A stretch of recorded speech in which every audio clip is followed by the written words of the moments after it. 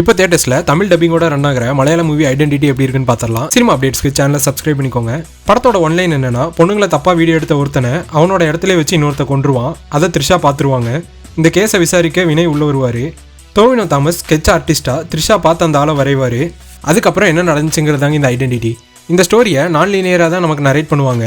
First ஹாஃபில் screen play சூப்பராக இருந்துச்சு. சூப்பராக ஒரு ட்விஸ்டோட தான் இன்ட்ரோல் இருக்கும்.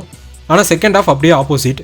திடீர்னு வேற ஒரு ஸ்டோரிக்குள்ளே போன மாதிரி இருக்கும். செகண்ட் ஹாஃபில் கொஞ்சம் ட்ரிம் பண்ணியிருக்கலாம்னு தோணுச்சு. ஆக்டிங்கில் டோவினோ தாமஸ், த்ரிஷா, வினய் 3 பேருமே வேற லெவல் பண்ணிட்டாங்க. குறிப்பாக செகண்ட் ஹாஃபில் வினயோட பாடி லாங்குவேஜஸ்லாம் சூப்பராகவே இருக்கும். ஜாக்ஸ் பிஜாய் தேவையான இடத்துல கரெக்டான பிஜிஎம் போட்டிருக்காரு. டோவினோ தாமஸ் அவர் தங்கச்சிக்கு ஒரு புக் சஜஸ்ட் பண்ணுவார். அந்த சீன் ஆகட்டும். செகண்ட் ஹாஃபில் ஃப்ளைட்டில் ஒரு அக்யூஸ்ட்டை தேடுவாங்க. அந்த சீன் ஆகட்டும். இந்த மாதிரி சில சீன்ஸ்லாம் சூப்பராகவே எடுத்திருந்தாங்க. மேக்கிங்காகவும் படம் நல்லா இருந்துச்சு. செகண்ட் ஹாஃபில் ஒரு கார் சேஸ் சீன் வரும். அந்த ஒரு 5 மினிட்ஸை ரொம்ப இன்டென்ஸாக சூப்பராகவே எடுத்திருந்தாங்க. ஓவராலாக சொல்லணும்னா ஒரு ரோலர் கோஸ்டர் ரைடு மாதிரி சூப்பரான first half, above average second half. Video பிடிச்சிருந்தா லைக் அண்ட் சப்ஸ்கிரைப் பண்ணிடுங்க. பை.